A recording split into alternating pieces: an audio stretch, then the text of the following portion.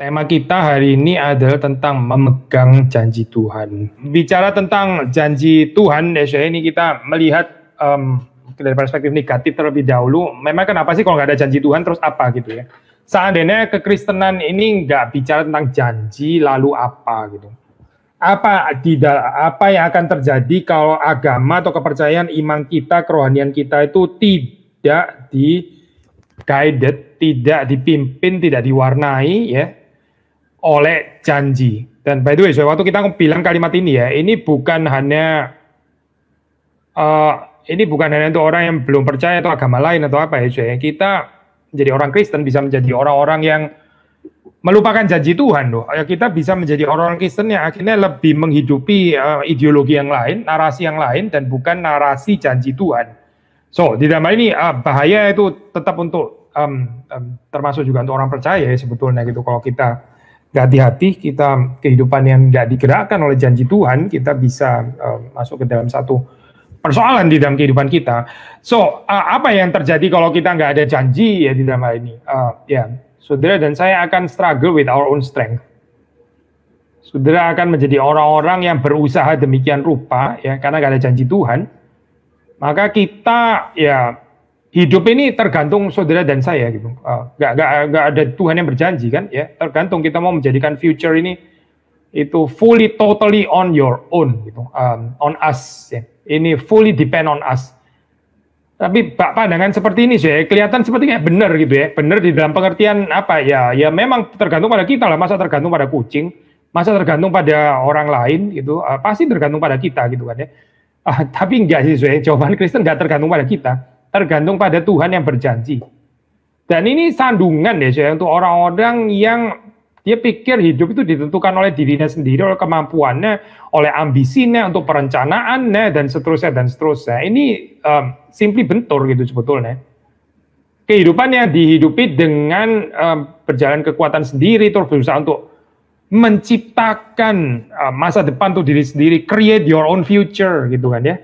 Do it yourself. Nggak kompatibel sih dengan ini, dengan kekristenan sebetulnya. Nggak kompatibel dengan gospel, enggak gitu. Karena apa ya? Karena gospel itu memberitakan Allah yang berjanji di dalam Kristus ya. Dan bagian ini kalau kita miss ya, akhirnya kita jadi orang-orang yang ya create our own future ini gitu ya. Baik secara communally, mungkin secara gereja atau secara individually. Tapi intinya adalah everything depend on us, ya. On saudara dan saya gitu ya. Miserable sih kehidupan kayak gini, ini miserable ya. Hidup ini adalah pemberian gitu kan ya, dan sulit untuk menerima theology of grace ini kan, sulit untuk menerima konsep sola gratia gitu. Itu sulit bukan hanya untuk orang belum percaya, untuk orang yang sudah percaya pun ya bisa sulit kalau kita terus kemudian nggak membangun terus di dalam fondasi yang benar, tapi kita mengisi dengan hal-hal yang lain gitu. Seperti kayak kita punya fondasi yang lain, dan fondasinya bukan lagi Kristus, tapi sesuatu yang lain. So, yang pertama jadi sekali lagi ya, kesulitan kalau nggak ada promise ya ini. You and me, you and I akan struggle with our own strength, create our own future. Bersama dengan itu ya, karena ini tergantung pada kita, pada manusia, pada saudara dan saya ya, maka future itu sangat gak certain. Promise of God itu membuat future certain kan ya, di dalam perspektif Tuhan, di dalam rencana Tuhan. Tapi ini future jadi totally uncertain kayak begini. Kenapa? Ya karena tergantung saudara dan saya kok gitu. Dan kehidupan yang uncertain seperti ini terus terang saja itu menimbulkan anxiety and worry. Ini menimbulkan kekhawatiran yang gak habis-habis Ini menimbulkan satu kegelisahan di dalam hidup yang gak pernah selesai, gak ada resting point di dalam kehidupan ini ya, terus restless. Karena apa? Ya karena kita pikir kita yang harus ini menjaga semuanya gitu. Kayak nggak ada Tuhan yang sedang berjanji, ya nggak ada yang bisa dipegang. Yang bisa dipegang siapa? Ya kekuatan kita lah gitu. Ya usahanya kita, tanggung jawabnya kita gitu misalnya, sepenuhnya maksudnya ya. Sampai nggak ada anugerah Tuhan gitu, nggak ada janji Tuhan. Apalagi bahayanya gitu ya. Dan ini bagian yang saya kepingin share agak panjang, dan ini belakangan saya di rekomend satu buku oleh satu jemaat bukunya John Piper. I think menarik. Saya baru di chapter 1 saya by the way gitu ya. Dan saya kepingin share juga karena ini bagian yang indah. Piper mengingatkan kita ya untuk bergantung pada future grace janji Tuhan ya. Itu kan kasih karunia in the future gitu. Lalu dalam chapter 1 tuh dia bicara tentang ini ya Pak, gambaran debtors ethic yang kelihatannya itu seperti benar ya. Padahal sebetulnya itu nggak sesuai dengan konsep janji Allah gitu, nggak sesuai ya, nggak sesuai dengan Injil, nggak sesuai dengan teologi kasih karunia, nggak sesuai dengan iman yang kita percaya di dalam yang diajarkan dalam kitab suci. Gitu. Ini ya debtors ethic ya. Kelihatannya sih seperti benar gitu ya, kelihatannya seperti kayak ada indahnya, bahkan kita melihat di dalam himne Kristen ada lagu-lagu yang seperti itu ya. Saya sendiri juga pernah kritik ini apa gambaran seperti ini yang highly transaksional ya sebetulnya gitu. Nyawa ku berikan bagimu, apa kau beri padaku gitu kan ya. Well, jadi Tuhan ini mancing atau apa ya sebenarnya gitu ya. Gak benar-benar rela apa ya kasih nyawanya gitu. Nyawa ku beri bagimu, apa kau beri padaku. Saudara bisa bayangkan gak ya kalau saya mengatakan kalimat ini ya di hari ulang tahun saudara, terus saya bilang, atau di hari ulang tahun saya lah ya, di hari ulang tahun saya, terus saya bilang, kado pernah ku beri padamu, apa kau beri padaku, hari ini saya ulang tahun, gitu misalnya. By the way, hari ini saya nggak ulang tahun deh, so ini cuma contoh sih, jangan salah ya. Apa kau beri padaku pada hari ulang tahunku, karena di hari ulang tahunmu, kado ku beri padamu, gitu. Saudara pikir Tuhan kayak begitu, gitu. Kayaknya enggak lah ya saya, ini orang aja kalau ngomong kayak begitu kita sebel. Terus Tuhan tuh kayak gitu dan kita nggak boleh sebel karena dia Tuhan gitu. Well, kayaknya enggak sih. Itu enggak cocok ya saya dengan ajaran Alkitab. Oke lah kita bisa menyelamatkan lagu itu dalam pengertian. Ya mungkin lagu ini adalah untuk orang-orang yang malas yang nggak pernah sadar bahwa dia dikasih dan karena itu kayaknya seperti nggak tertarik to love God in return. Ya ini kayak semacam cambuk gitu maksudnya ya. Mungkin semacam warning, semacam peringatan ya. Semacam rebuke dan sebagainya. Oke lah kita bisa menempatkan lagu itu di dalam posisi itu ya. Tapi untuk kerohanian yang sehat ini nggak cocok saya ini model seperti ini ya. Karena Tuhan waktu memberi dia betul-betul memberi itu secara rela. Saudara saya bersyukur. Lalu waktu kita love God in return itu karena memang kita tergerak secara spontan saya. Bukan karena kita diteror oleh Tuhan apalagi ini itu. Kado ku beri bagimu, apa kau beri padaku gitu misalnya.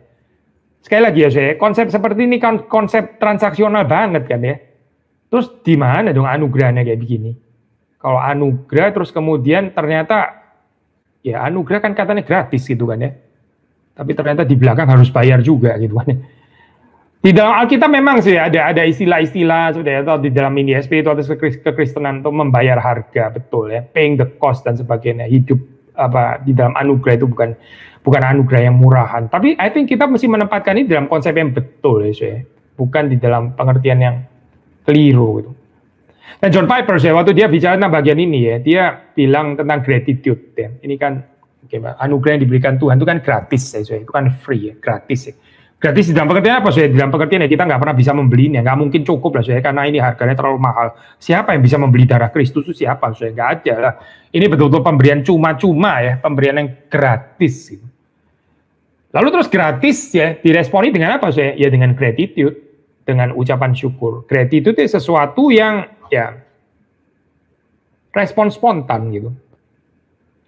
Maksudnya diberi sesuatu, ya kita terus kemudian terharu dan kita bersyukur. Kita mengekspresikannya di dalam gratitude. Tetapi ya sudah ini Piper terus kemudian mengatakan gratitude ini bisa menjadi keliru pengertiannya, ya salah menghayati. Kalau ini dimengerti sebagai semacam impuls ya yang mana kita itu harus membayar apa yang kita terima secara gratis itu. Gitu. Jadi gratis sih gratis, tapi setelah itu lu mesti ada ini adalah lu harus masuk akal lo ya, lu harus reasonable. Reasonable-nya itu apa? Ya lu bayar kayak gitu maksudnya. Loh, jadi gimana sih ini apa? Gratis diberi tapi terus kemudian ternyata kita berutang juga gitu ya. Berutang juga. Berutang di dalam pengertian ya mau nggak mau harus bayar gitu. Nah, Piper mengingatkan kita ya ini yang disebut dengan debtors etik ya, etika penghutang ya. To be fair sih, etika penghutang sih lebih baik lah daripada etika menghutangi gitu ya, itu lebih buruk lagi. Kita rasa orang lain yang berhutang pada kita rasa bahkan Tuhan berhutang pada kita, lebih celaka ini kayak gini. Ya, at least debtors ethic to be fair ya. Kalau saudara dan saya yang merasa berhutang ya, itu adalah ya spiritualitas yang lebih baik memang ya. Tapi bagi Piper ini pun rada bermasalah saya. Karena waktu Tuhan itu memberi ya, waktu Tuhan itu bahkan ya bersuka menikmati ucapan syukur kita gitu. Dia itu tidak bermaksud untuk apa ya, menjadikan ucapan syukur itu sebagai sebagai impuls untuk apa ya, return favors gitu sih. Itu bukan satu impuls supaya kita terus kemudian mengembalikan apa ya, kebaikan yang Tuhan pernah beri kepada kita gitu. Karena konsep seperti ini ya sebetulnya itu canceling anugerah ya, canceling anugerah. Anugerahnya jadi nggak gratis lagi gitu. Jadi sesuatu yang sifatnya itu harus dibalikin gitu loh saya. Saya pernah khotbah dalam bagian ini di dalam pengertian horizontal ya, di dalam horizontal gitu. Kalau saudara misalnya diberi oleh seseorang ya saudara menikmati pemberian itu ya. Kita nggak harus balikin ke orang yang sama sih saya. Saudara yang menerima berkat itu, saudara bisa menyalurkan berkat itu di waktu kesempatan yang lain kepada orang yang lain lagi. Saudara nggak perlu merasa berhutang kepada orang itu. Nah ini berbeda ya saya dengan gambaran dunia kita, termasuk di dalam culture-culture yang ada, termasuk culture timur. Ya. Culture timur itu sangat menekankan ini saya, perasaan berhutang gitu ya. Kita nggak boleh lupa jasa orang lain gitu kan ya. Ya memang sekali lagi ada baiknya saya, lebih baik daripada kita nggak boleh lupa jasa kita sendiri. Wah ini kacau kayak gini ya. Kita nggak boleh lupa kebaikan kita sendiri. Wah ini the lowest of all gitu lah, the lowest gitu ya, yang paling rendah. Gitu. Tetapi mungkin nggak serendah ini ya. Orang mengatakan enggak sih, kita boleh melupakan jasa kita, silakan melupakan kebaikan kita, tapi kita nggak boleh lupa kebaikan orang lain. Ini pun kalau dari prinsip firman Tuhan sebetulnya ada kurang tinggi, kurang tinggi ini. Masih low sebenarnya gitu. Kenapa sih? Karena waktu kita menerima dari orang lain, itu kita menerima dari tangan Tuhan. Kalau mau toh bicara tentang berhutang ya, berhutangnya itu kalaupun gitu ya, kalaupun bicara tentang hutang, hutangnya bukan sama manusia, sama Tuhan gitu. Dan karena itu membayarnya juga boleh sama Tuhan gitu. Ini kalau tetap mau pakai istilah debtors ya, tapi ini pun ya, menurut Piper tetap kurang tinggi gitu, tetap low gitu. Jadi saudara melihat ya, ini ada step yang kita perlu sadari gitu di dalam spiritualitas kita itu apa ya sebetulnya yang drive gitu, yang menggerakkan kita. Nah, anyway, di dalam bahasa ini ya, di dalam bahasa Piper, saya kutip di sini ya. Jadi the trouble itu starts with the impulse that now we owe a gift. We owe a gift. A gift tapi we owe somehow gitu kan ya. Jadi ini pemberian atau pinjaman ya sebenarnya ya. Ini pemberian atau kredit gitu loh kira-kira saya. Nyawaku beri bagimu, apa kau beri padaku. Jadi ini benar-benar pemberian atau sebetulnya kredit gitu, maksudnya yang perlu dilunasin lagi gitu. Cocok nggak ini disebut sebagai gift ya? Kalau apa kau beri padaku. By the way, saya ini kan bukan kalimat firman Tuhan ya. Saya sudah cari itu di dalam firman Tuhan, nggak ada sih sebenarnya itu. Itu kan kalimat di dalam lagu himne gitu ya. Kadang-kadang kita perlu kritis ya dalam kalimat. Saya hati-hati sekali ya saya dengan kalimat-kalimat seperti kayak itu Tuhan yang berbicara gitu ya. Tuhan yang berbicara, tapi sebetulnya benar nggak sih di dalam Alkitab ada perkataan itu gitu ya? Itu seperti kayak imajinasi ya. Tuhan berkata gitu ya, Tuhan mungkin maksudnya baik sih ya, sebenarnya mengingatkan kita. Tapi sebetulnya di dalam Alkitab nggak pernah ada sih ayat itu, nggak pernah ada perkataan Tuhan ngomong kayak begitu tuh nggak pernah ada gitu ya. Jadi itu rada bahaya sih sebenarnya ya. Generally speaking gitu, mengarang-ngarang apa yang keluar dari mulutnya Tuhan, padahal Alkitab nggak pernah mengatakan itu gitu. Jadi intinya saya kalau kita berpikir seperti ini ya, jadi itu bukan lagi menjadi satu pemberian, bukan lagi merupakan a gift ya, bukan grace, tapi ini again masuk di dalam transactional relationship akhirnya gitu ya, transaksi, relasi transaksi kita sudah lumayan sering ya saya bahas bagian ini gitu. Transaksi ya, saya kasih kamu dulu panjeran gitu ya, untuk mancing kamu, terus itu kamu mesti mencintai saya balik gitu. Sekali lagi ya, saya pertanyaannya, apakah Tuhan itu seperti ini ya digambarkan di dalam Alkitab gitu? Memang bukan do ut des, di dalam arti bukan kita yang memberi dulu, tapi Tuhan yang memberi dulu, tapi Tuhan yang memberi dulu, terus kemudian setelah itu dia expecting kita bayar gitu ya, di dalam hal ini. Nah ini yang dipersoalkan oleh Piper ya, dan dia bahkan ini ya, saya dengan tesis yang berani ya ini ya, dia ini mempersoalkan ini, meskipun ada tempatnya, tapi dia bilang, seringkali kita di dalam kekristenan itu kan kita bicara tentang ini ya, past grace, gitu ya. Kita bicara tentang kasih karunia in the past, blessing in the past, dan sebagainya gitu. Lalu terus kemudian kita respons dengan gratitude, gitu kan ya. Jadi the whole Christian life is about gratitude ya. Heidelberg Catechismus misalnya itu ya. With all respect, Heidelberg Catechismus itu kan tripartite, bagian pertama tentang mystery of man, bagian kedua deliverance, bagian ketiga tentang gratitude atau thanksgiving. So the whole Christian life is about gratitude kan. Betul juga sih, betul juga gitu. Memang benar gitu. Tetapi ini saya yang dikatakan oleh Piper, dia mau bilang sebetulnya waktu kita bicara tentang ketaatan ya, apa yang membuat kita itu lebih tertarik untuk hidup kudus, taat ya, itu motif utamanya saya bukan gratitude kalau katanya Piper gitu. Tetapi faith in the future grace. Iman kepada kasih karunia yang masih akan terus diberikan di dalam kehidupan saudara dan saya, gitu, di depan. Gitu. Bukan hanya kasih karunia di belakang yang kita perlu syukuri, ya, tetapi juga yang di depan sebetulnya, gitu, yang di depan. Ya, karena waktu kita melihat ke depan, saya itu bukan tanpa kasih karunia. I think konsep ini penting ya, saya, karena banyak orang itu membangun akhirnya dengan bahan yang salah. Dia mulai dengan kasih karunia seperti jemaat di Galatia, tapi terus kemudian mencoba untuk melanjutkannya bukan lagi dengan kasih karunia, tapi dengan works of the law, dengan human achievement ya, human performance gitu. Mulainya sih tentang kasih karunia, iya, mulai tentang anugerah betul, spiritual bankruptcy gitu ya. Tetapi dengan berjalannya waktu ya, waktu mengikut Kristus, terus pelan-pelan jadi berubah, ya, bukan grace upon grace, bukan. Tapi grace upon achievement atau grace upon works, grace upon performance, atau apa ya, performance upon grace ya, nggak tahu lah dibolak-balik dan sebagainya. Tapi dia bukan grace upon grace gitu. Seperti ada sesuatu yang lain gitu yang masuk dan kayak kita nggak sadar ya. Kita bilang sola gratia, iya sola gratia cuma untuk keselamatan dulu. Dulu waktu saya belum bertobat ya itu darah Yesus itu sola gratia. Tapi setelah saya mengikut Tuhan ya nggak sola gratia ya. Ini ya saya dong yang mesti ini berjuang ya. Saya mesti hidup kudus dan sebagainya. Akhirnya mulai masuk bibit-bibit semi pelagianisme ya, di dalam kekristenan gitu. Dan kalau kita berkomitmen ya dengan teologi reform sebagaimana terus ditekankan di dalam Alkitab ya, maksudnya teologi kasih karunia, harusnya kita kritis ya dengan konsep ini gitu. Makanya dalam balik lagi ya, I think Piper ada benar ya waktu dia menekankan future grace ini ya. Dan orang cenderung hanya memikirkan grace yang di belakang, tapi seolah-olah lupa bahwa di depan itu juga ada grace, future grace ya. Dan bagaimana Tuhan memberikan itu ya melalui janjinya gitu.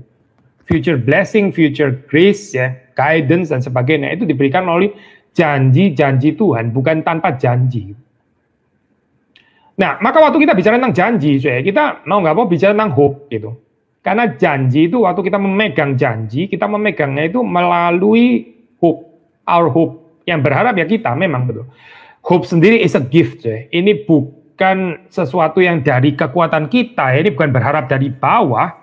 Nanti kalau sudah baca di dalam ini ya, perkataan Paulus itu jelas ya, hope against hope ya. Atau di dalam terjemahan bahasa Indonesia berharap meskipun tidak ada dasar untuk berharap ya, bahasa Inggrisnya lebih simpel, hope against hope. Apa maksudnya hope against hope? Yaitu bahwa Christian hope itu saudara itu melawan natural hope. Natural hope itu mirip semacam optimisme gitu. Ya imajinasi kita lah ya. Kita kepinginnya apa gitu. Di future itu kita harapannya apa gitu. Tapi itu self-projected, kita memproyeksikan sendiri, kita pantulkan sendiri dari pikiran kita. Ya. Christian hope itu bukan itu, bukan gitu. Christian hope bukan optimisme, bukan. Christian hope itu dasarnya adalah Tuhan yang berjanji, dasarnya adalah Tuhan sendiri dan Tuhan itu adalah Tuhan yang berjanji. Nah di situ terus kemudian kita membangun harapan kita ya, kita berharap. Seperti Abraham ya. Kenapa dikatakan hope against hope? Ya karena saudara melihat di dalam kehidupan Abraham kan memang gak ada kemungkinan ya sebetulnya untuk punya keturunan ya. Dia sudah tua begitu ya, terus Sarah sudah mandul dan sudah tua juga gitu ya, sudah tertutup somehow rahim ya, dan mandul lagi saya. Ya apalagi mana ini double kesulitan gitu ya, triple kesulitan. Abrahamnya sendiri juga sudah lemah ya di dalam masa tua gitu. Jadi harapannya apa ya sebetulnya? Bener-bener ini ya, barren itu triple barrenness di sini ya. Zero kemungkinan sebenarnya ya, dari sisi perhitungan manusia, tetapi Tuhan kan nggak bisa dibatasi oleh potensi manusia. Semakin kita banyak ini ya, saya membicarakan tentang potensi diri lah, potensi kemungkinan dan sebagainya, kayaknya semakin kita nggak bergantung kali. Karena kita terlalu kalkulit gitu, terlalu mengkalkulasi apa yang ada pada kita. Ya kalau kayak gini ya nggak perlu Tuhan, maksudnya. Saya punya kaki, saya nggak lumpuh, berarti saya bisa berjalan, itu bisa dikalkulit. Ya saya nggak punya kaki, ya kaki saya pincang atau saya apalah cacat, dan berarti saya nggak bisa jalan gitu ya. Ini kan nggak perlu Tuhan ya, ini cuma just purely human calculation gitu. Tetapi janji Tuhan itu kan melampaui ya sebetulnya kalau kita baca. Janji Tuhan ya memberikan Kanaan kepada orang-orang Israel, kepada umat Israel. Tapi di situ ada bangsa-bangsa yang ya besar-besar badannya ya, tinggi besar badannya, menakutkan kan ya. Dan ini kan ya hope against hope, mirip sih sebetulnya gitu dalam hal ini dia. Percaya atau nggak percaya. So, Piper mengatakan ya, dia bilang di dalam Alkitab itu ya, interestingly, di dalam risetnya dia bilang bahwa jarang sekali ya, kalaupun ada gitu, tapi jarang sekali pokoknya gitu, mengaitkan antara gratitude ya, ucapan syukur, meaning thankful terhadap past grace ya, itu mengaitkan itu atau mengerti itu sebagai impuls untuk ketaatan kita gitu, kesalehan kita ya, moral behavior kita. Sekali lagi ya saya, ketaatan kita kepada Tuhan itu kalau di dalam kitab suci kayaknya nggak terlalu dikaitkan dengan ucapan syukur. Sekali, don't get me wrong saya, bukan ucapan syukur nggak penting, bukan itu loh saya. Ini sama sekali nggak ngomong itu. Ucapan syukur itu penting sekali, tentu saja gitu. Orang yang harusnya tahu bersyukur lah gitu. Tetapi yang mau dikatakan oleh Piper di sini adalah bahwa ketaatan kita kepada Tuhan ya, itu kalau di dalam Alkitab kaitannya itu lebih banyak bicara dengan adanya iman atau nggak adanya iman gitu. Bukan dengan ucapan syukur atau nggak bersyukur gitu, tapi dengan beriman atau nggak beriman gitu. So, faith, balik lagi ya saya. Ternyata faith di sini bukan cuma tentang justification saja ya. Sanctification pun juga true faith ya sebetulnya. Maksudnya bukan tanpa faith and hope. Even kalau kita mau teruskan ya, another virtue ya, virtue yang paling penting yaitu love. Love pun juga bukan tanpa faith. Nah, saudara kalau membaca di dalam Galatia itu kan jelas sekali ya, faith working through love ya. Iman yang bekerja melalui kasih ya. Iman itu yang memungkinkan kita untuk mengasihi gitu. Jadi iman bukan berhenti kepada dirinya sendiri, tapi iman itu membawa orang tuh bisa mengasihi. Kasih memang lebih besar daripada iman, betul gitu. Seperti dikatakan oleh Paulus di dalam 1 Korintus 13 ya. Tetapi balik dulu ya sebelum kita bicara tentang kasih gitu. Hari ini kita tekanannya pada iman ya di sini ya.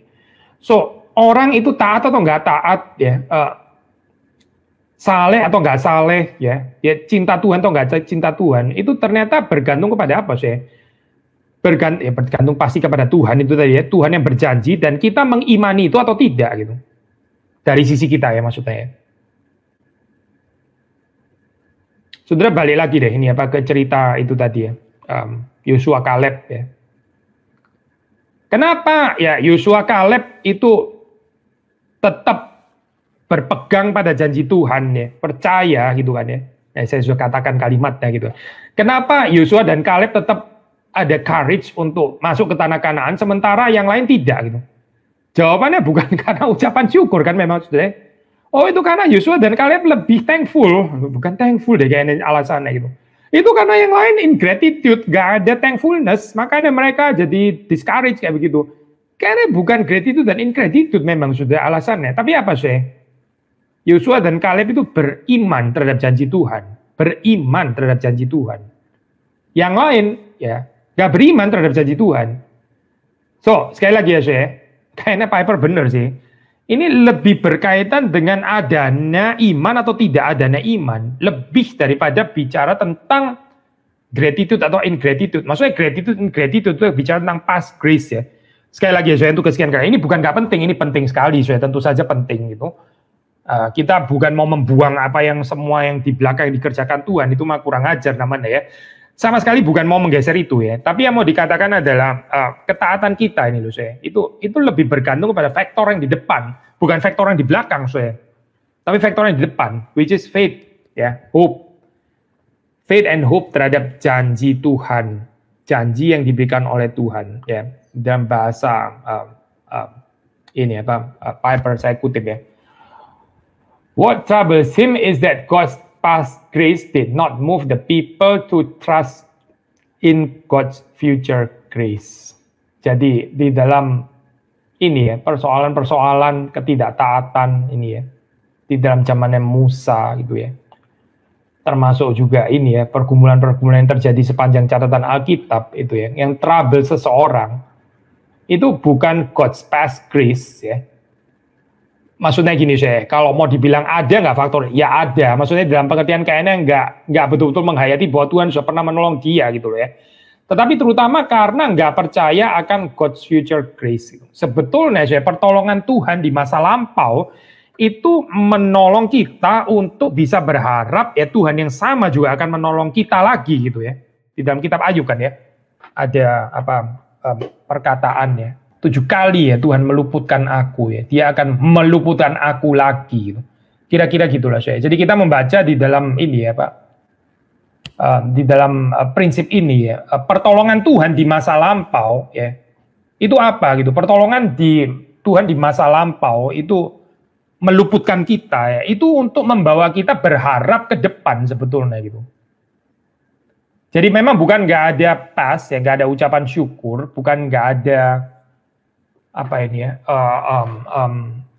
ingatan ke belakang, tentu perlu gitu. Tapi kalaupun itu terjadi, itu untuk apa saya? Untuk mendorong kita lebih bergantung lagi kepada Tuhan yang masih sama dan akan memberikan kasih karunia lagi di depan gitu maksudnya.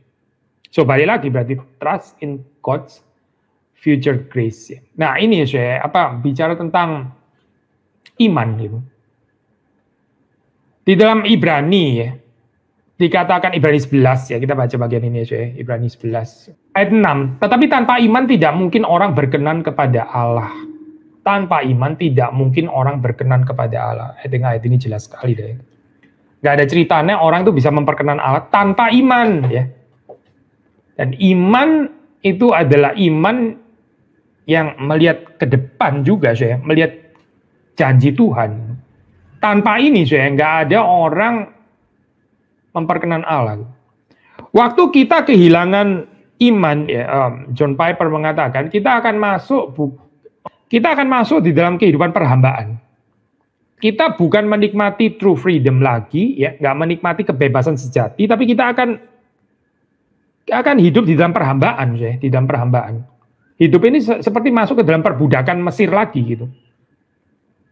Justru imanlah yang membebaskan gitu. Iman itu yang membebaskan kita, horizon itu ya terbuka di masa depan sehingga kita menikmati kebebasan yang Tuhan berikan. Ya. Ini with regard to pandangan kan masa depan gitu.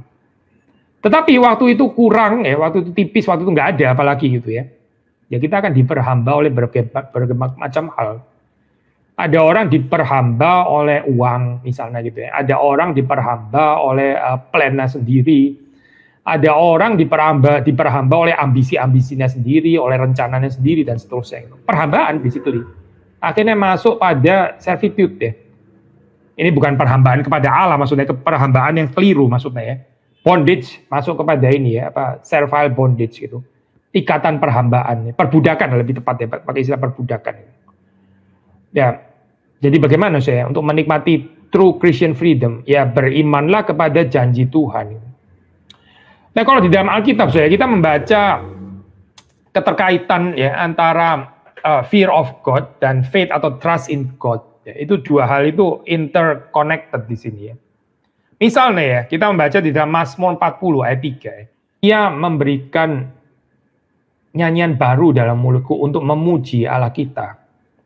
Banyak orang akan melihatnya dan menjadi takut lalu percaya kepada Tuhan. Ya, terutama yang di ini ya, kalimat terakhir nih. Banyak orang akan melihatnya dan menjadi takut ya. Fear lalu percaya kepada Tuhan. Sudah melihat di sini ya, interconnectedness antara takut ya, percaya. Takut dan percaya ya. Lagi ya, Exodus Keluaran 14 ayat 31 ya. Ketika dilihat oleh orang Israel betapa besarnya perbuatan yang dilakukan Tuhan terhadap orang Mesir, maka takutlah bangsa itu, fear of the Lord ya. Takutlah bangsa itu kepada Tuhan dan mereka percaya kepada Tuhan dan kepada Musa hambanya itu. So, again saudara melihat di sini ya, kaitan antara fear of the Lord and belief in the Lord. Kaitan antara takut kepada Tuhan dan percaya kepada Tuhan. So, ini saudara melihat dengan jelas ya di dalam bagian ini gitu. Nah, menurut Piper ya, kaitan antara takut akan Tuhan, ya, takut kepada Tuhan dan percaya kepada Tuhan, ya, dengan satu kehidupan yang taat kepada Tuhan, dengan satu kehidupan yang betul-betul dipersembahkan kepada Tuhan. Ini ya motif yang lebih jelas di dalam Alkitab ketimbang gratitude ingratitude, ya. Sekali lagi ya, contoh itu tadi kalau boleh mengulang ya, ini Kaleb dan Yosua ya. Full ini cukup convincing untuk saudara. Kenapa Kaleb dan Yosua itu berani memasuki tanah Kanaan? Ya karena mereka beriman kepada janji Tuhan. Kenapa yang lain itu discourage gitu ya, penakut ya? Mengapa? Ya karena mereka tidak percaya kepada janji Tuhan. Ya lebih urusan percaya atau nggak percaya daripada bersyukur atau nggak bersyukur gitu. Ya, agak salah kategori deh kayaknya sudah. Memang kalau kita bicara tentang bersyukur nggak bersyukur gitu. Bersyukur itu penting, itu adalah respons terhadap apa yang Tuhan sudah kerjakan ya. Tapi ini kalau kita hayati dengan benar, seharusnya membawa kita untuk lebih percaya lagi gitu. Jadi namanya from faith to faith gitu kan ya. From faith to faith ya. Dan di antaranya ada gratitude gitu, ada keselamatan, karya Tuhan, perbuatan Tuhan, pertolongan Tuhan, itu mengundang kita untuk bersyukur ya, spontaneously ya, bersyukur, dan itu terus kemudian membawa kita kepada iman lagi gitu, iman lagi. Balik lagi kepada iman saya di dalam hal ini. Nah, lalu bagaimana ya dengan di dalam Alkitab kan ini ya, saya ada istilah memang membayar janji, membayar ikrar gitu ya, membayar nasar ya, membayar nasar. Loh kan Alkitab sendiri bilang tentang ini membayar nasar, itu membayar dong, benar-benar membayar toh. Kok jadi dipersoalkan ya? Nah, ini Piper juga menjawab ini ya, saya kesulitan ini ya. Dia menjawab kesulitan ini. Memang istilah yang dipakai di situ membayar gitu ya, membayar janji, membayar ikrar, membayar nasar gitu. Aku mau membayar nasarku gitu kan ya, dan seterusnya. Kan ada ya ayat-ayat seperti itu dalam kitab suci. Tapi gini saya, waktu dipelajari lebih dalam gitu ya, ternyata yang disebut dengan membayar itu tidak lain tidak bukan juga adalah another act of receiving ternyata. Ternyata itu bukan seperti kayak apa ya, supaya bikin impas gitu ya. Tuhan pernah menolong saya, maka saya kembali menyenangkan Tuhan supaya rada impas gitu ya. Meskipun nggak pernah impas gitu ya. Bukan itu konsepnya saya. Ternyata di dalam kitab suci waktu bicara tentang membayar ikrar janji atau nasar ya, itu sebetulnya adalah another act of receiving, lagi-lagi memuliakan Tuhan dan kasih karunia-Nya. Salah banget deh saya kalau kita terus kemudian di dalam konsep membayar janji, membayar nasar, terus kemudian yang dilihat ini adalah kebesaran daripada kesetiaan saya membayar janji gitu misalnya. Kebesaran daripada kesungguhan saya balikin cinta kasihnya Tuhan gitu. Kayaknya ini salah alamat deh, salah penghayatan, ini spiritualitas ngabur deh kayaknya gitu. Dan saya pikir ini ya, saudara harusnya nggak kesulitan sih terima ini ya, konsep seperti ini ya. Masa waktu seseorang bersyukur terus akhirnya yang dimuliakan adalah kebesaran ucapan syukurnya dia, lah gila ya. Waktu seorang bersyukur tuh dia kan bukannya sedang magnify the greatness of God, kan itu ya sebetulnya isinya ucapan syukur. Masa orang bersyukur karena karena ucapan syukurnya dia yang besar, kan nggak pas lah kayak gini ya. Orang terus kemudian di dalam bahasanya Piper dia magnify dia punya resourcefulness. Kan enggak ya, sebetulnya kan yang di magnify itu adalah ongoing grace of God, ya, ongoing grace of God istilah Piper ya. Bukan magnify our resourcefulness, bukan sih. Kalau kita magnify our resourcefulness ya kayaknya kita nggak mengerti deh teologi anugerah gitu. Kayaknya kita gagal deh mengerti kasih karunia. Ini berarti bukan grace upon grace gitu. Tapi mulai grace upon human strength atau apa gitulah ya. Grace upon achievement atau apa gitu. Mulai berubah akhirnya jalan ceritanya gitu. So, hati-hati ya, membangun kehidupan ini tidak lagi di bawahku kasih karunia, tapi terus kemudian mengundang Taurat-Taurat yang lain gitu. Hidup lagi di bawahku hukum Taurat akhirnya, hukum Taurat yang diciptakan sendiri. So, sekali lagi ya, kalau kita melihat seperti kayak seolah-olah mencurigai ya, bukannya waktu seseorang itu mau membayar janjinya di hadapan Tuhan, dia pernah bernasar ya, bukannya itu bukannya semacam debtors ethic juga ya, etika penghutang kan ya, toh dibilang membayar kok di situ ya. Nah, I think kita baca lah saya ini apa Mazmur 50 ya, Mazmur 50 dari ayat 7 ya saya. Dengarlah hai umatku, aku hendak berfirman, hai Israel, aku hendak bersaksi terhadap kamu, akulah Allah Allahmu. Bukan karena korban sembelihanmu aku menghukum kau, bukankah korban bakaranmu tetap ada di hadapanku? Tidak usah aku mengambil lembu dari rumahmu atau kambing jantan dari kandangmu. Sebab punyakulah segala binatang hutan dan beribu-ribu hewan di gunung. Aku kenal segala burung di udara dan apa yang bergerak di padang adalah dalam kuasaku. Jika aku lapar, tidak usah kukatakan kepadamu, sebab punyakulah dunia dan segala isinya. Daging lembu jantankah aku makan, atau darah kambing jantankah aku minum? Lalu terus kemudian 14, persembahkanlah syukur sebagai korban kepada Allah, dan bayarlah nasarmu. Nah ini ya, membayar nasar kan ya, muncul di sini kan ya. Bayarlah nasarmu kepada yang maha tinggi. Berserulah kepadaku pada waktu kesesakan, aku akan meluputkan engkau dan engkau akan memuliakan aku. Kita bisa sedikit bandingin, especially di bagian terakhir, nah, ntar di dalam ini apa, variasi terjemahan Inggris ya, terutama di 14-15 itu ya. Tapi sebelumnya begini saya, apa yang kita mau tekankan di sini ya? Tadi kita membaca ya, kalau Tuhan lapar itu ya, Tuhan nggak perlu kasih tahu umatnya, karena dunia dan segala isinya, semuanya itu adalah milik Tuhan gitu. Jadi apa sih sebenarnya kita bisa balikin yang bukan punya Tuhan itu apa gitu? Memang saudara bisa balikin sesuatu ya, love God in return gitu ya, membayar gitu ya, membayar yang bukan punya Tuhan apa coba ayo? Coba katakan saudara pikirkan apa? Saudara mau kasih emas juga miliknya Tuhan. Saudara mau kasih apa? Kasih rumah, itu juga miliknya Tuhan kok. Uang juga miliknya Tuhan. Hidupmu pun miliknya Tuhan gitu. Talentamu itu juga dari Tuhan. Semuanya miliknya Tuhan, saya. So, harusnya saya ayat ini tuh menyadarkan kita bahwa meskipun di sini dipakai istilah membayar nasar ya, ini bukan di dalam pengertian seolah-olah ini sesuatu yang Tuhan itu nggak ada. Terus itu ada pada kita karena Tuhan pernah menolong kita, Tuhan pernah memberkati kita, terus kemudian kita seperti kayak memberkati Tuhan balik gitu. Dari apa yang ada pada kita yang Tuhan nggak punya. No such thing, nggak ada itu. Karena Tuhan nggak mungkin nggak punya apa yang kita berikan. Itu juga milik Tuhan kok anyway gitu. Jadi kita ini membayar, ibaratnya kalau kita, misalnya ambil lah, contohnya misalnya pakai uang gitu misalnya. Kita membayar dengan uang yang uang itu sendiri adalah punya Tuhan gitu. Sebetulnya. Kalau mau bicara tentang membayar, ya membayar dengan uang. Uangnya sendiri itu dari Tuhan, itu adalah miliknya Tuhan. Jadi itu membayar bukannya sebetulnya itu. Bagian ini harus menjadi satu bagian yang menyadarkan kita bahwa kita ini nggak pernah bisa membayar Tuhan, nggak mungkin, saya.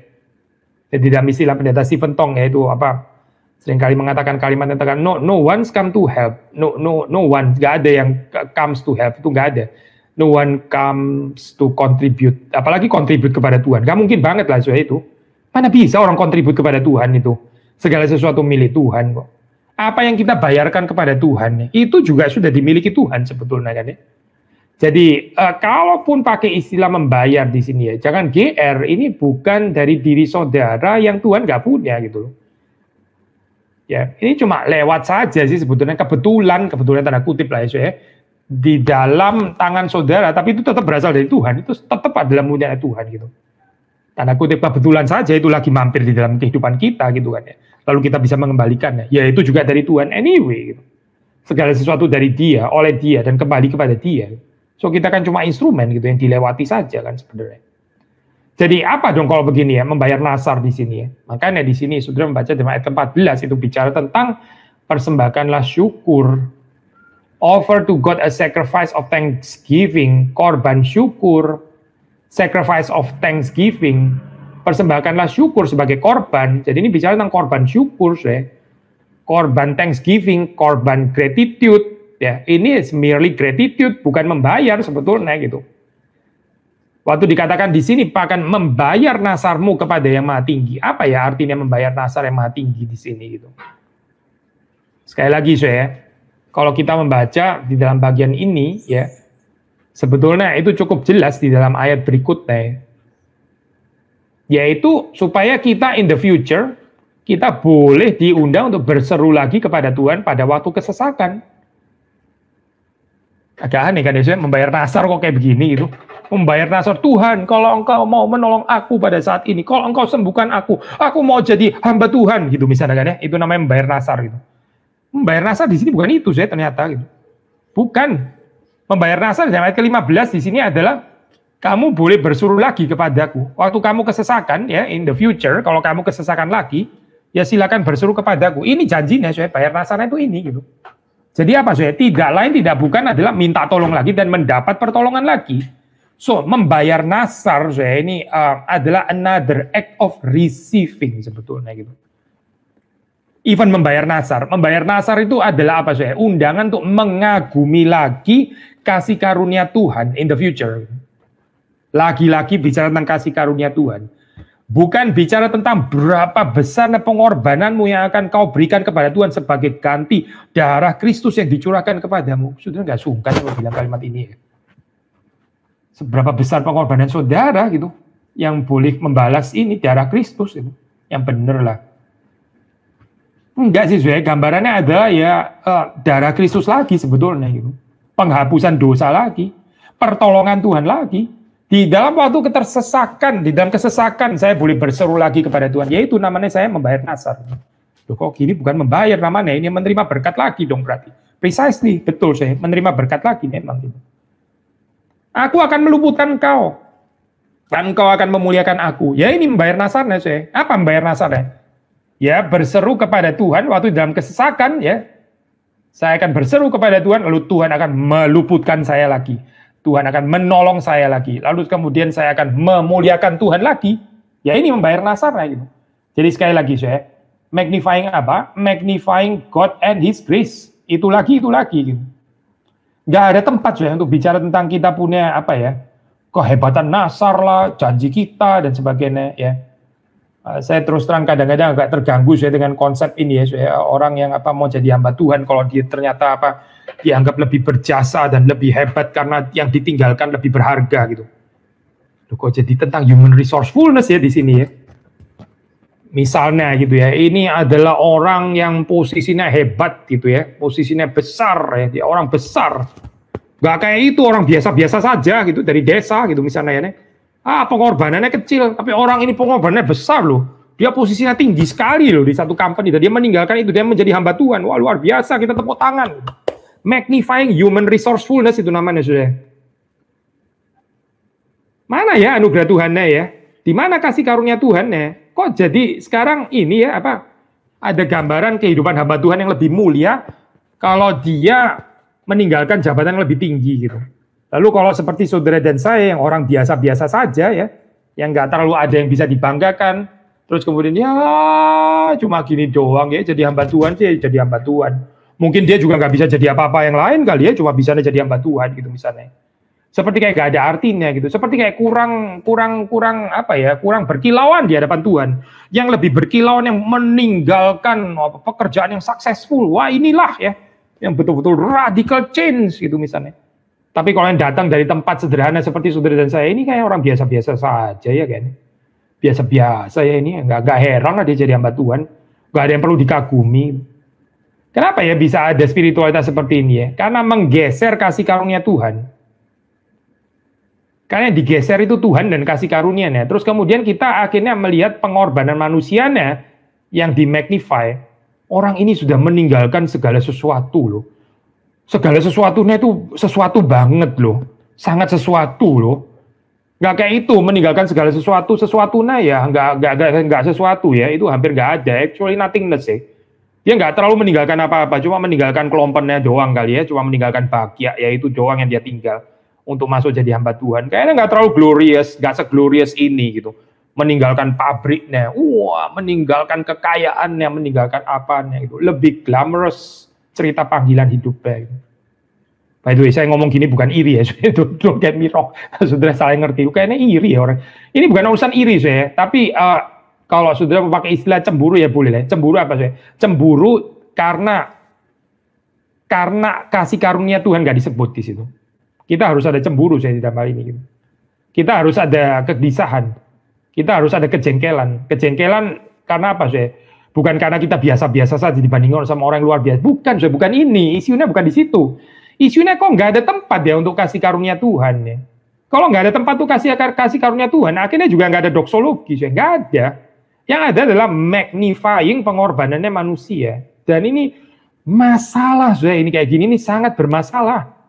Ini berarti bukan hidup berdasarkan janji Tuhan. Bukan, nggak ada janji Tuhan di sini. Karena yang ditekankan justru adalah bayar harganya seseorang kan. Wah lihatlah orang itu sangat mengerti anugerah Tuhan. Buktinya apa? Buktinya dia membayar begitu mahal, meninggalkannya besar sekali gitu kan ya. Hati-hati ya saya dengan spiritualitas seperti ini gitu. Hati-hati ya. Memang sih di dalam Alkitab mungkin sudah ada di dalam pikiran. Bukan di Alkitab juga ngajarin itu Pak. Katanya Tuhan Yesus kan barang siapa banyak dikasihi, banyak diampuni, banyak berbuat kasih. Barang siapa sedikit diampuni, sedikit berbuat kasih. Betul saya, itu betul, itu ayat Alkitab. Tapi ini kan ayat ini kan bukan untuk meninggikan berapa banyak perbuatan kasih yang telah dilakukan oleh seseorang itu kan. Defeating the purpose dong saudara. Kalau kita penekanannya justru ke sana gitu. Justru ayat itu mau menekankan apa saya? Orang itu bisa banyak berbuat kasih karena apa? Karena dia mengerti pengampunan yang begitu besar yang dia terima dari Tuhan. Jadi emfasisnya di mana saya? Besarnya pengampunan Tuhan yang dimengerti secara subjektif, bukan berapa besar perbuatan kasihnya, bukan saya kok salah banget sih ya, kok tafsirnya di arah sana malahan gitu. Tetapi ya saya ini semi-pelagianisme ya, semi-pelagianisme itu suka meracuni ya saya, itu kerohanian kita. Akhirnya yang ditekankan bukan lagi anugerah Tuhan, bukan kasih karunia Tuhan, bukan Tuhan yang sudah mengundang kita terlebih dahulu, bukan janji Tuhan, bukan. Tetapi apa saya? Berapa besarnya pengorbanan yang sudah saya lakukan, berapa setianya saya, berapa pengabdian saya dan sebagainya. Ini omong kosong semua saya ini kayaknya. Ini bukan kekristenan saya bukan. Ini mirip agama dari bawah ya sebetulnya. Agama dari bawah saya ini bukan agama yang dikaruniakan oleh Tuhan dari atas, bukan. Hati-hati ya saya dengan agama dari bawah. Ini racun saya di dalam kekristenan, betul-betul racun. Ini nggak kompatibel dengan the Holy Gospel yang kita percaya. Nggak compatible at all, saya. Nggak ada sambungannya. Nggak sesuai dengan Injil yang kita percaya. Injil itu adalah Injil kasih karunia, saya. Bukan Injil pengorbananmu. Injil itu bicara tentang pengorbanan Yesus. Bukan bicara tentang pengorbananmu dan pengorbananku. Mana ada, saya Injil bicara tentang itu. Injil palsu kali. So, kalau kita mengerti dengan benar, ya, saya bagian ini ya. Balik lagi ya, kan tema kita janji Allah itu. Saya meninggalkan John Piper ya. Jadi ini apa sih sebetulnya gitu? Kehidupan yang didrive oleh promise ya. Apa sih? Jadi apa sih kehidupan yang digerakkan oleh janji Allah ya? Sederhana sih. Ini adalah kehidupan yang affirm ya, yang confess, yang mengaku humbly ya, dengan rendah hati.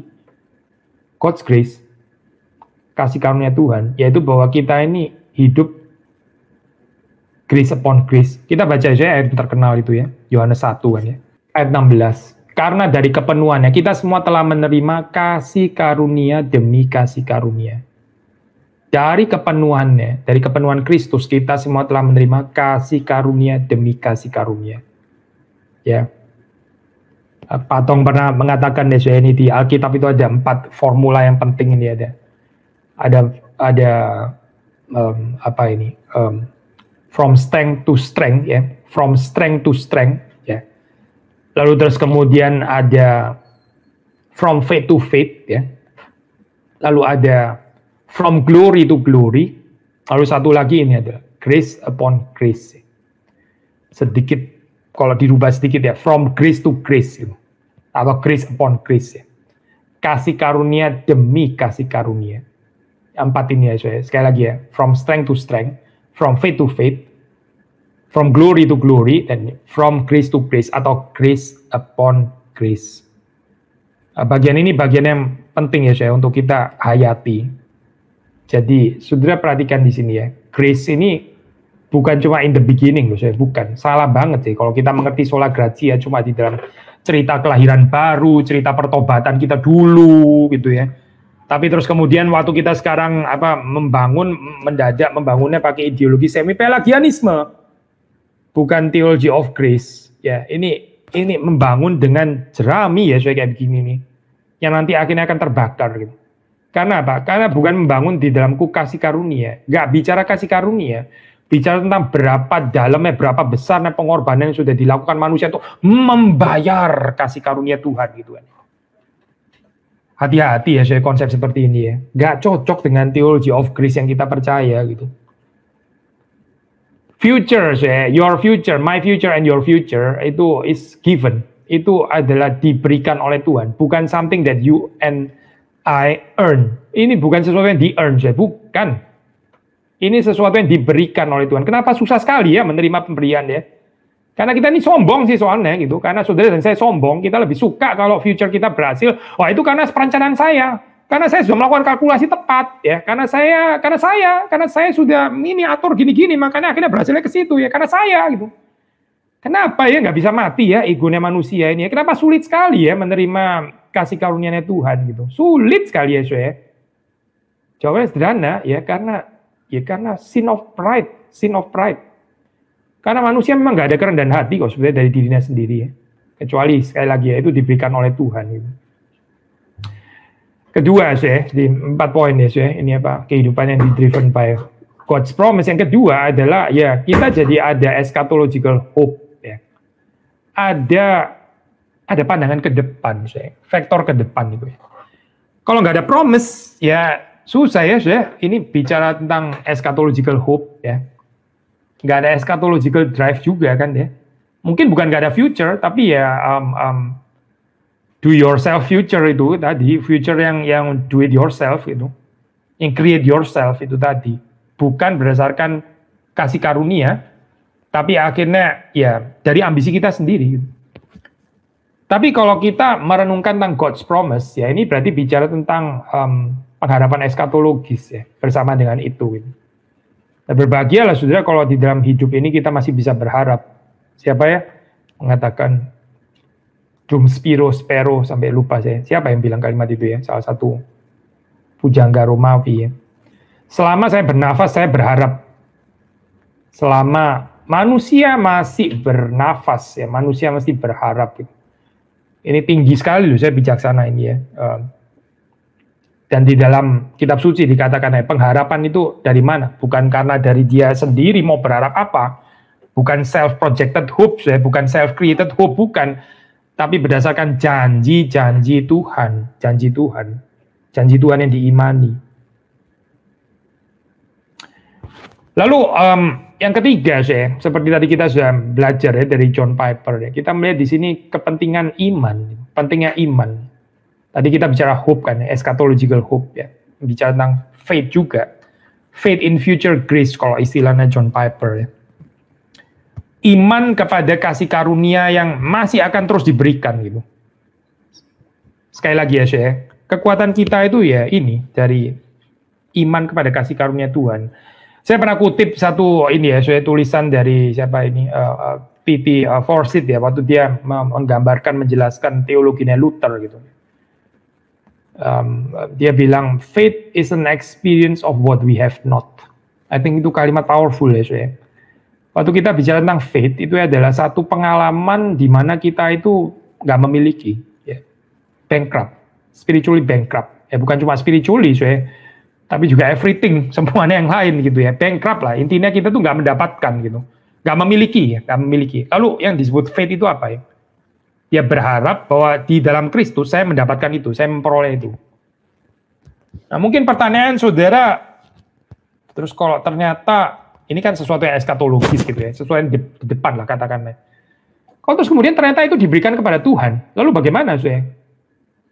Jadi nggak bisa beriman lagi dong ya. Saudara mengerti ya poin saya? Jadi waktu kita nggak memiliki ini ya, nggak memiliki, let's say nggak memiliki righteousness lah, nggak memiliki righteousness. Kan kita beriman kepada Kristus ya. Christ righteousness ya, through faith itu diperhitungkan menjadi my righteousness, kan begitu kan saya, sehingga saya declared righteous gitu kan ya. Benar kan? Kan kita nggak punya righteousness, kita berimannya kepada righteousness Kristus ya. Lalu melalui iman ya, righteousness Kristus itu diberikan kepada kita. Nah ternyata di dalam perjalanan kita mengikut Tuhan kan kita betul-betul mengalami pengudusan ya, real sanctification, meaning bukan cuma di declare tapi juga di made righteous kan, juga di made righteous. Lalu bagaimana saya? Gak bisa beriman lagi gitu. Ya enggak lah saya, karena di dalam kehidupan kita masih ada aspek not yet kok gitu. Even sudah di made righteous sekalipun, masih belum righteous juga kan. Makanya dalam hal ini Luther dengan tepat mengatakan simul justus et peccator ya. Simul justus, iya betul, sudah dibenarkan, tapi sekaligus juga masih orang berdosa. Jadi bagaimana sih? Kalau Tuhan sudah memberikan betul-betul, katakanlah sudah di tangan kita ya, mesti tetap melihat lagi aspek yang kita belum ada, gitu, sehingga kita masih bisa beriman. Karena kalau kita hanya mengerti apa yang ada pada kita ya, dan nggak melihat apa yang nggak ada pada kita ya, iman tuh bisa berhenti di situ saya. Iman itu basically melihat kepada Tuhan ya, melihat juga bahwa yang kita imani ada pada Tuhan tuh nggak ada pada kita gitu. Itu namanya iman gitu. Kalau sudah ada pada kita, ya sudah nggak usah beriman lagi dong, sudah kepada Tuhan. Orang sudah melihat kan kalau katanya bahasa Alkitab gitu. Orang nggak beriman lagi terhadap apa yang dia sudah lihat kan ya. Justru karena belum lihat makanya dia beriman kan, begitu kan saya logiknya. So, balik lagi ya saya. Kita melihat di sini ya, waktu kehidupan ini diarahkan oleh janji ya. Kehidupan diarahkan oleh janji Allah, berarti ini satu undangan untuk nggak berhenti beriman. Gitu. Dan beriman itu berarti percaya sesuatu yang kita nggak lihat gitu, yang kita belum lihat, ya itu namanya iman gitu. Yang akan datang, yang akan diberikan Tuhan. Ya ini mengundang kita untuk terus-menerus beriman. Gangguannya saya, temptationnya, musuhnya itu apa saya? Musuhnya yaitu tidak beriman. Gitu. Musuhnya yang nggak ada iman, lack of faith itu musuhnya. Apa sih? Ya merasa sudah memiliki, sederhana sih. Kalau kita merasa sudah memiliki, sudah ada di dalam tangan kita, ya disitulah kita mulai ada lack of faith. Atau lack of faith di dalam kemungkinan yang lain lagi gitu ya. Nggak percaya terhadap janji Allah. Nggak percaya bahwa Tuhan akan memberikannya. Meaning saya sekarang nggak punya, kayaknya bakal nggak punya terus deh. Kayaknya bakal nggak akan pernah punya. Gereja ada kekurangan, ya karena akan kekurangan terus ya karena nggak akan pernah beres ya ini, nggak akan pernah beres gitu misalnya. Ya ini dosa ketidakpercayaan ya saya, ketidakpercayaan terhadap janji Tuhan yang mampu untuk menguduskan, menyucikan gerejanya.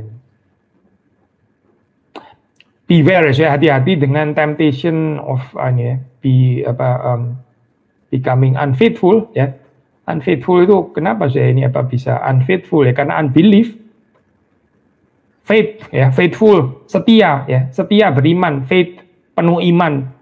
Unfaithful nggak setia ya, karena nggak ada iman juga, karena nggak percaya, karena disbelief, karena unbelief ya. Hati-hati ya saya dengan temptation unbelief ya. Terus kita menjadi pahit, sarkastik, sinis ya, penuh dengan kepahitan dan sebagainya itu karena sudah nggak bisa percaya lagi. Terakhir saya ini klasik gitu.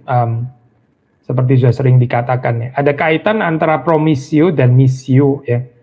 Kalau kehidupan kita ini digerakkan oleh promise ya, maka saudara dan saya bisa bermisi. Cuma orang yang menghidupi, mempercayai, memegang janji Tuhan, dia bisa terjun di dalam misinya Allah, missio Dei. Karena apa, Saudara? Karena missio Dei ini sangat bergantung kepada promisio Dei, sangat bergantung kepada janji Allah. Kalau nggak ada janji Allah, itu bukan misi, Saudara. Itu mungkin ambisi saudara sendiri kali. Itu bukan misi lah, itu mimpimu mungkin gitu. Itu adalah apa, cita-citamu sendiri gitu, bukan misi. Misi itu kan Tuhan ya yang punya rencana. Misi itu kan sesuatu yang rencana Tuhan dipercayakan kepada saudara, saudara dilibatkan. Nah ini sama, mission itu something given ya. Bukan sesuatu yang saudara ciptakan, bukan. Ini bukan self-created mission kan. Mission kan given by God. Sama seperti promise is given by God, demikian juga mission is given by God. Everything is given by God. Nggak ada yang saudara dan saya itu menciptakan sendiri, itu nggak ada gitu. Kita kan percaya ciptaan kan, kita percaya nggak sih di ciptaan? Kalau kita percaya ciptaan ya kita melihat kehidupan itu diberi oleh Tuhan. Kita nggak menciptakan kehidupan kita sendiri, tapi Tuhan yang memberikan kehidupan, Tuhan yang mengaruniakannya. Nama, identitas itu juga diberikan kan, bukan kita yang kejar kan, bukan kita cari nama kan, bukan. Makanya nggak perlu krisis identitas. Kenapa ya? Karena nama pun identitas juga diberi oleh Tuhan ya. Janji diberi oleh Tuhan. Makanya eschatological hope itu juga adalah pemberian Tuhan. Ya, semuanya itu pemberian Tuhan. Ini namanya sola gratia. Hopefully dengan perenungan ini ya, apa kita bisa dibebaskan dari halangan-halangan, obstacles, hindrances yang membuat kita itu nggak percaya janji Tuhan atau meniadakan janji Tuhan. Seperti anggap janji Tuhan itu seperti sesuatu yang saya nggak perlu renungkan atau saya nggak perlu hidupi atau apa ya. Hidup ini lebih tergantung kepada human strategy and human planning and human calculation ya. Naturalis bener ya, ini orang ateis loh ini sebenarnya gitu. Ateis ini bukan orang Kristen gitu. Mana ya janji Tuhan yang untuk orang seperti ini? Nggak ada. Yang ada ya human planning itu tadi gitu. Tentu saya bukan berarti dalam pengertian saudara nggak perlu ada tanggung jawab. Bukan itu, jangan ditarik ekstrim ke sana gitu. Cuma ini bicara tentang sikap hati ya. Dan sikap hati itu kita bisa menyelidiki sebetulnya. Apa ya the deepest of our heart itu ya. Yang paling dalam di dalam kehidupan saya, di dalam hati saya itu apa sih sebetulnya? My own calculation atau God's promise? Kiranya Tuhan memberkati kita semua. Mari kita masuk dalam doa. Tuhan, kami bersyukur kami bisa merenungkan sebagian dari firman Tuhan dan kiranya Tuhan yang menghidupkannya di dalam hati kami, di dalam kehidupan kami. Tuhan menolong supaya kami bisa terus bertumbuh di dalam menghayati anugerah Tuhan, apa artinya hidup di dalam kasih karunia Tuhan dan berpegang kepada janji Tuhan. Ampuni kami yang tidak percaya, kami yang kurang percaya, kami yang tidak memperhatikan janji Tuhan, kami yang membangun mimpi-mimpi kami sendiri. Kami berdoa supaya Tuhan sekali lagi mengarahkan kami di dalam jalan yang benar, di dalam kasih karunia Tuhan, di dalam belas kasihan Tuhan, di dalam pengampunan-Mu. Demi Yesus Kristus kami berdoa, kami bersyukur. Amin.